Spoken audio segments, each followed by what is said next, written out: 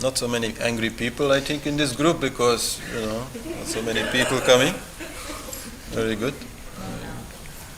Not now. Not yet, maybe.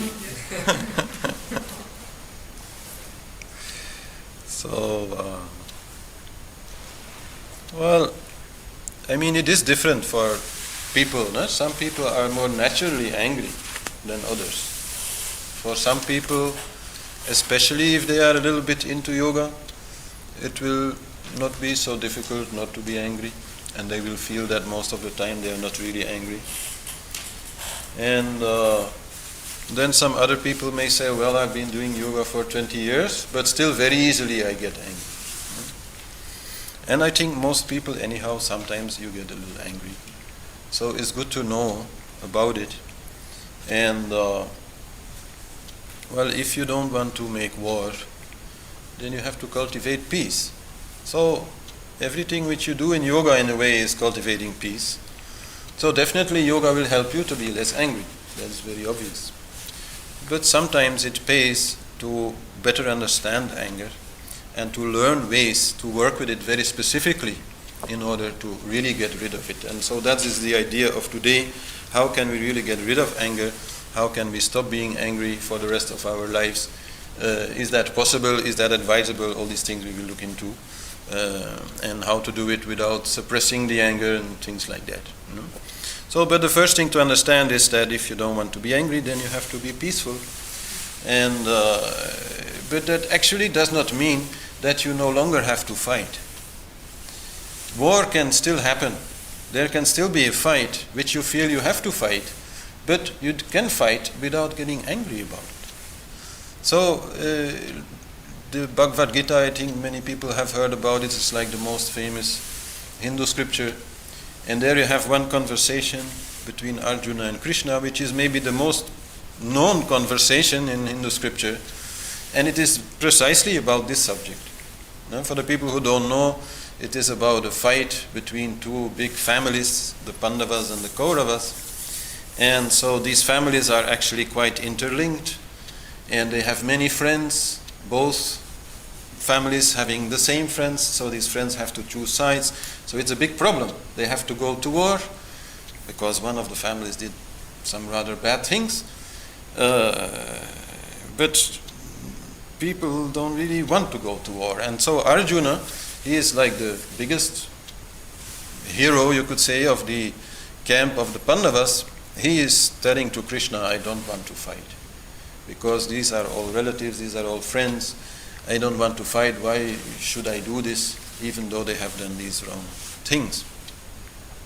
And then it is Krishna who, surprisingly in a way, tells him, no, you have to fight. It is your job to fight. It is your dharma to fight. Injustice cannot just be ignored. You have to fight injustice. If you think it is your role to fight a particular kind of injustice, then that is what you have to do. But you don't have to be angry about it. You don't have to be feeling responsible for it even. You have to do it because you feel it is your job to do it, but not get so much personally involved in it. You have to play it rather than really feel hatred or feel anger at your opponent, not to call them then enemies. No? They are your opponents in a certain game which is going on in life, in society maybe in your family, or maybe in your job or some other thing. And you feel, okay, I have to change something here because it is not right. And okay, you can still do it, but that does not mean you have to become angry. So this is an important thing, because if you are not understanding this, then stopping anger will mean that you become like a little stupid. No? Everybody will make abuse of you. They will eat you alive. No? And you will also not protect others, which may be less strong than you and less able to defend themselves, and which you should defend because you are near to them and are able to defend them. So all these things you can still do, you can still fight, but you don't have to be angry about it. So that's the basic idea. So anger is a particular rasa, a particular emotional flavor, a particular kind of emotion. And so we'll look a little bit at this sheet here, what this anger rasa is. I think you all had that. So the bhavas of the rasa are the ways in which this rasa expresses itself in particular emotions. Like somebody will be a little bit irritated, and then you will tell that person, oh, okay, you don't have to be angry. And then he will say, I am not angry, I am only a little bit irritated. So we find that this is different, but actually it is also the same. Sure, there is a difference between real anger and a little bit of irritation, but it is the same rasa. No? So this anger rasa manifests in a number of forms, no? Like irritation, up to real fury, no? Up to stress. Though stress is already a little bit like a special kind of emotion which involves anger but also involves fear. If you are stressed in your job, then you are continuously like fluctuating between both. And one moment you are a little bit irritated because everybody is expecting a lot from you and putting a lot of pressure on you. And on the other side, you are a little bit afraid that you're not going to be able to live up to this expectation. No? So you are a little bit like stressed. So stress is like a mixture of the rasas of anger and fear. And likewise, jealousy also is anger, but jealousy also, of course, has to do with love and also has to do with fear. So some emotional states really are mixtures of rasas and can have then like the anger rasa inside of them, even though they are not pure. And that is an important understanding, because it means that with a little irritation, you can more or less deal in the same way as you would with, big anger, but you cannot deal in the same way with stress or with jealousy, because they have mixtures of anger, and so it will work differently. And in anger, particular, there is the fire element. No? If you are angry, you are on fire, then the fire element in your body will very much increase. You will feel more hot also. You will become red in the face. You will become completely rigid. And so this fire element will be there. And people who already have this fire element more dominantly in their biochemistry, usually called pitta people, pitta dosha, they will more easily become angry than other people. So for them it will be more difficult class than for some others who don't have this fire element so strongly inside of them. But of course it can come to everybody, and then you will also feel, oh, I'm very hot. And then very easy, one of the things to do is to cool down. If you drink then some water, or maybe a lot of water, then you will put out that fire, and immediately your anger will not have any more a basis in your body chemistry, and you will be able to change it into another mood, deal with it or whatever in a more peaceful manner. So understanding this biochemical basis is quite important, and also important to understand that if you maintain anger for a long time, which some people do, some people are angry maybe for months or years, or even just for 2 weeks. Like some good friend does something really bad, and for 2 weeks you are continuously in your mind thinking about it, talking about to yourself about it, talking about it to other people, and having this anger, then you have to be very careful, because at that moment you are making your biochemistry very acidic. If the pitta is dominant, then your body chemistry becomes acidic, and you are going to make yourself ill, or illness can be the result of it. And definitely if it's longer, if it's months or years, if anger becomes like a habit, then you will develop easily blood pressure problems, arteriosclerosis. You will be more likely to have a heart attack. You can have skin irritations, boils, all these things. Joint problems. Your joints will become more stiff. Your nerves will become dried out, and then react very nervously. No? So many things can be there if you are angered for a long time. So already for that reason also it's very good to try to stay out of it. It's also very bad for your eyes, actually. It dries out your eyes, and because the liquid there is really needed to keep your eyes healthy, it will damage your eyesight. So this is good to know. So like drinking water is a good way, but don't cool yourself down too much. I explained that also in the class on yoga and Ayurveda. If you're going to take a really cold shower, then your body is going to feel, oh, it's so cold, I have to produce more heat. So you will create an opposite reaction in yourself. So you more take like a lukewarm shower, just to cool down, but not too much. Also, you don't drink water with a lot of ice or something. That's not needed. Just water will do. Too much cold is then also not good. Coca-Cola is also not good. Coca-Cola is not good because it has a lot of sugar and a lot of acid. And sugar and acid are very easily burning. So you're adding more combustible to the fire, and it will not help. It will cool you down very shortly, and then afterwards a heat response will come because of all that sugar in your blood. And definitely the worst thing to do is alcohol. And you can also see that people who have maybe been like harboring some anger inside, then they have a drink, and then it comes out. Before they were not saying anything, they were just talking about it to themselves, and then they have a drink, and then it comes out. Right? So anger is fire. Fire, you don't put alcohol to put out the fire. It's a crazy thing. You might as well put oil. So to avoid then alcohol, if you're having a little difficult phase, is a good idea. And in very extreme cases, and I'm talking about people with chronic anger, like years of anger, then fasting is also good. It is not good if you say, oh, I'm feeling a little anger today, let's not eat. That's not good, because the first response of your body to not getting any food will be irritation. Anybody who has done some fasting knows that the first day is really like hard, because your body starts being stressed about not getting any food and will produce adrenaline and all sorts of things so that you are ready to go hunting. It comes from a long time back, these systems, and go find food. So in that phase you will definitely not have an easier time to control your anger. But if you have a really long story, a long history of anger, then fasting for 3 days or 4 days can really help you to break that anger, because these people are so much into it, they can't get out of it. They wake up in the morning, it's like that.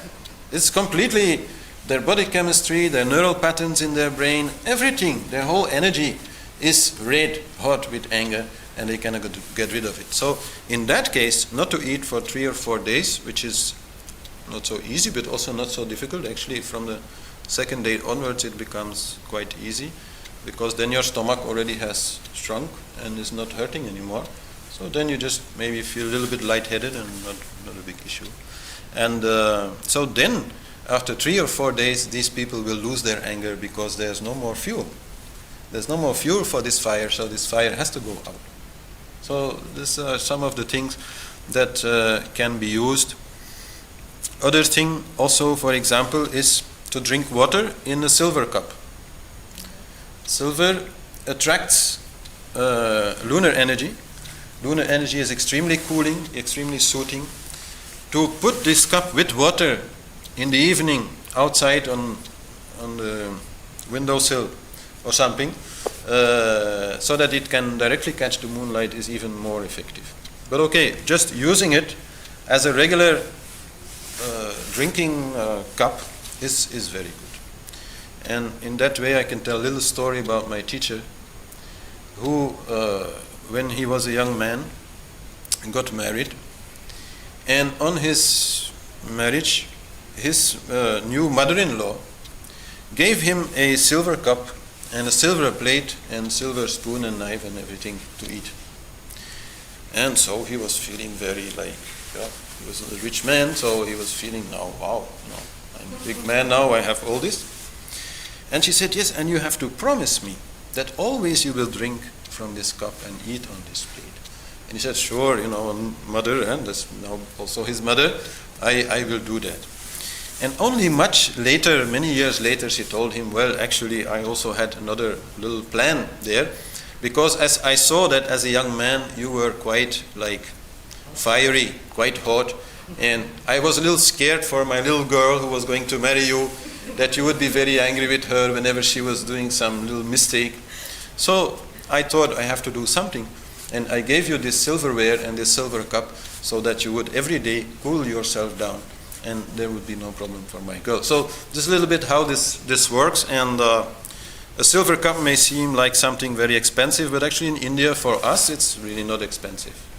So if ever you go there, you find some silver shop and you buy it for 10 euros or 20 euros, something in between. So that's really not so much money. And so wearing silver also very good. And pearls. Pearls are fantastic for anger. Pearls, yes. Pearl is very special. If you put like a pearl mala on your neck, it will not become hot. Most stones that you put there, after some time when they are on your skin, you feel them, they are also warm like you are. Pearls not. Pearls will always remain cool, and you will really feel always this coolness here, and this will stop the anger from moving upwards to your brain. It's quite amazing how it works.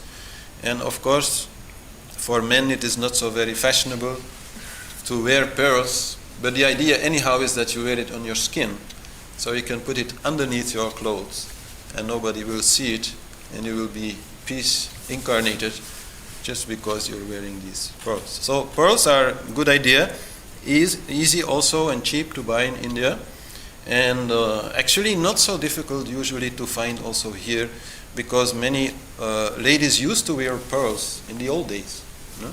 And now this is no longer very fashionable even for ladies. So many pearl necklaces are still lying there somewhere, forgotten in a cupboard, maybe inherited from the grandmother or something like that, and nobody is using it. So if you find one like that, remember what I said and take it, and whenever you feel angry, at least put it on. It will really help quite a lot. And so many things are there. Cardamom seeds are quite cooling. Yogurt is quite cooling. And lemons or limes also quite cooling. Other acidic things not, like vinegar is not cooling. Vinegar is heating. Lemons are actually quite special, that they are sour but also cooling, like yogurt. But most things which are sour are actually heating. So this is a little exception. If in summer you are making a salad, you also want it to be a little bit like cooling. So adding some lemon juice will make it much more cooling than adding vinegar. So, and adding yogurt also. So anyway, this is a little bit how to work on the level of the body, just so that your anger does not have so much of a basis to work with. This can just help to reduce the interaction between your mind and your body. And this is not unimportant. I mean, like, let's say in the morning you have a fight with your wife or your husband.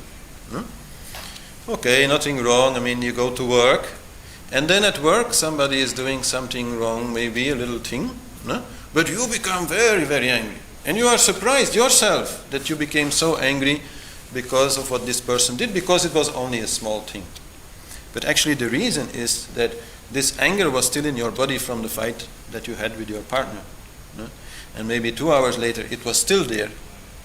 And so a little spark was all that was needed to make it go up very fast. So to understand this means that whenever you have been angry, remember to cool down. Just physically cool down. And then, okay, you can again move forward more peacefully. Otherwise, chances that again you will be fired up very easily. So then here you also see that the guna, so the energy is rajasic. This is quite logical. Rajas means it is very energetic, it's very much moving, it's very active. And the main kosha, the main body you could say, is the ego. And this is very clear in anger. A person who is angry always talks me, me, me. I don't want this, I want that. So I. This ego then becomes most dominant. This is the emotion in which the ego is very strong.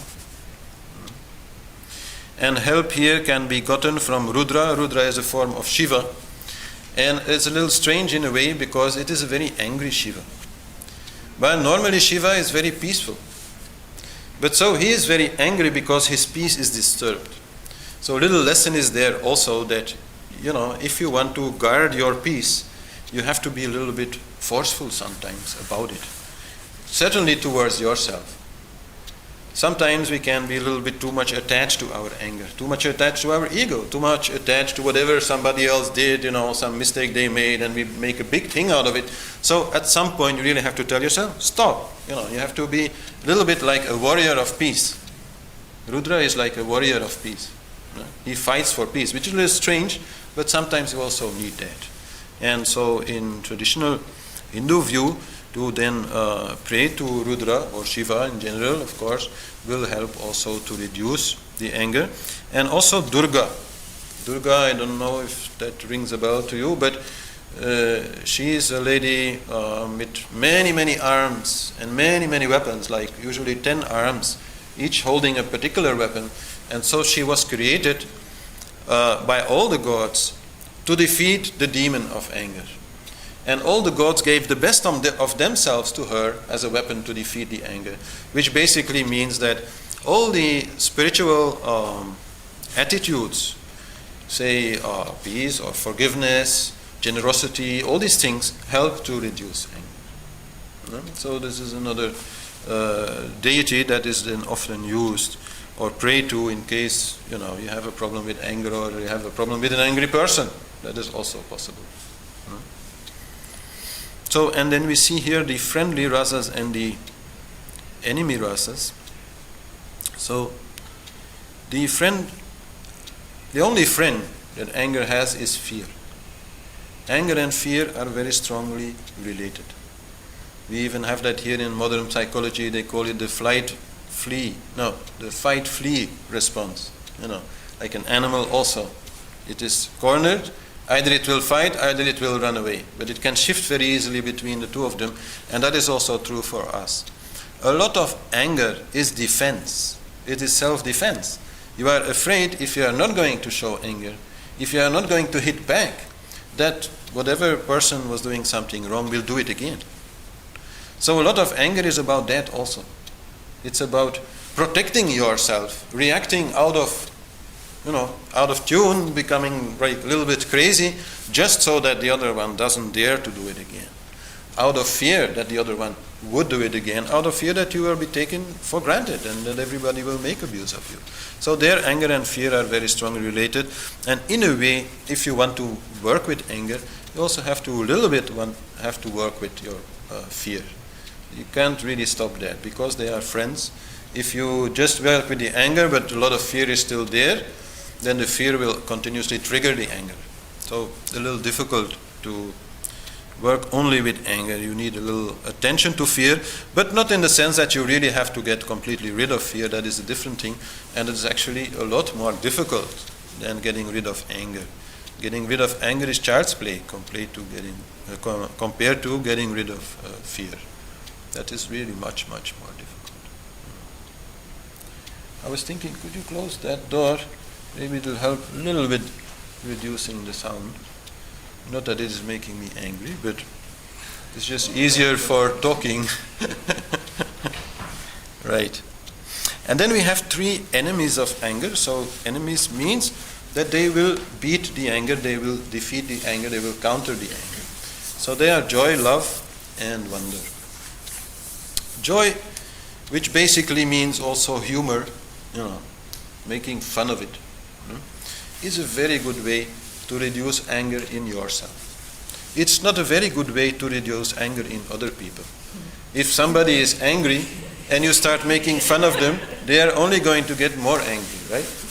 Only if it is just a little thing and he's just getting a little irritated and you are good friends and you make a joke about it and he laughs about it and okay, then all right. But most of the time not. But for yourself it is really the best way to do it, in the sense that joy, the feeling of joy, also is fire dominated. So to shift from anger to joy is very, very easy because you don't have to change your biochemistry because of it. To go from anger to love is water dominated. That's very difficult. That will require some time. You can't just do that in a second. But you can shift in a second from anger to laughing, very easily. And the people, the Pitta people especially, who have this fiery nature, are also known like that. You will know them, the people who are a little bit reddish in skin color, easily angered, but also laughing with a big laugh and easily laughing, right? So this is the same basic energy which manifests in either a very funny way or in a very annoying way. And so with yourself, if you can see yourself becoming angry and then laugh at yourself because of it, if you can start doing that, then it will go very fast. Because it's not nice to be angry. It's a lot more nice to be happy and joyful and see the fun of it. So it's very easy to make this shift. Especially if the cause of your anger is also not so very big. But okay, how many very big causes of anger do you have in a year? Not so many. Sometimes maybe you are in a difficult situation when there is a lot. Okay, that is possible. But apart from that, it's just now and then something happens which makes you angry, and usually it's not even very, very important. But we get attached to it, we get into it, just laugh at it. Just laugh at yourself. All good jokes are about the ego. It's very important to understand. All jokes are about the ego. If you see a man walking and he is stumbling, then this is actually not so very funny. You may be more like feeling, oh, the guy is going to hurt himself.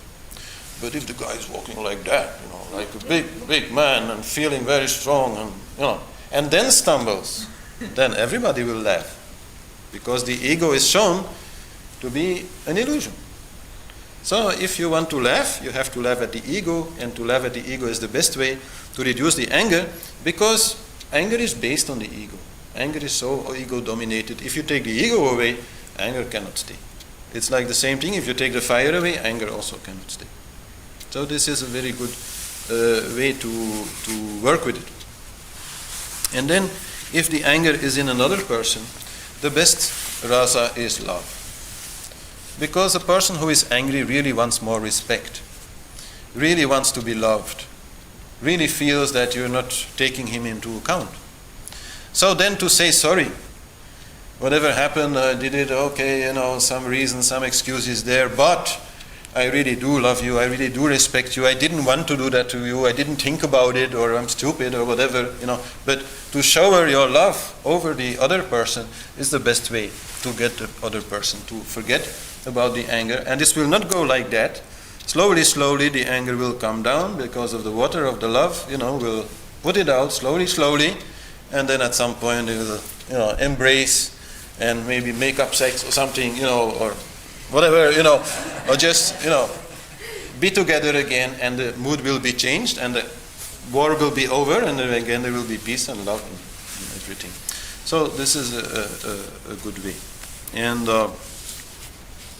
then the third one who is mentioned here is the rasa of wonder, of surprise, and this can also work with another person, but not so easy, I would say. But it works easily also because wonder is also fire dominated. So biochemically speaking, to go from anger to wonder is not so difficult. And like with love, it will very much reduce the ego. Because if you are surprised, if you are in wonder of what is happening, then your ego is very small because you don't understand what's happening. That's why you are surprised. Something happens you didn't expect. Oh, what's happening? So your ego goes down. So then the anger is reduced. But in a practical sense, you could say that, for example, my teacher, he gave one example. There's like a couple fighting, and especially the man is very, very angry. And the lady says, if you don't stop being angry right now, I will kill myself by eating sugar. What are you saying, Kill yourself by eating sugar. How are you going to do that? Have to really eat an awful lot of sugar. So temporarily the guy is wondering, what is she saying? And because of it, his ego goes down and his anger goes down. And the shift is very rapid because the fire element is still there. So, and then, okay, love on top of it, and, down. So this is a little bit like how you can work with different little theaters you can play and make the mood in the other person change. And it's really quite efficient. If you become a little bit more aware of it, it will become like second nature, and people will become angry with you, but very easily you will turn their anger into something else. Just play a little bit with them, actually. But yes, of course. They only listen to themselves. They only shout. They are full of me, me, me, me. As I said, the ego is the most dominant. So then they don't listen. So I'm not saying it's always that easy. Huh? You can throw a bucket of water on them. Also, that's always working, but it's also not guaranteed. It makes them maybe also very angry. But if you have an angry dog, it will work.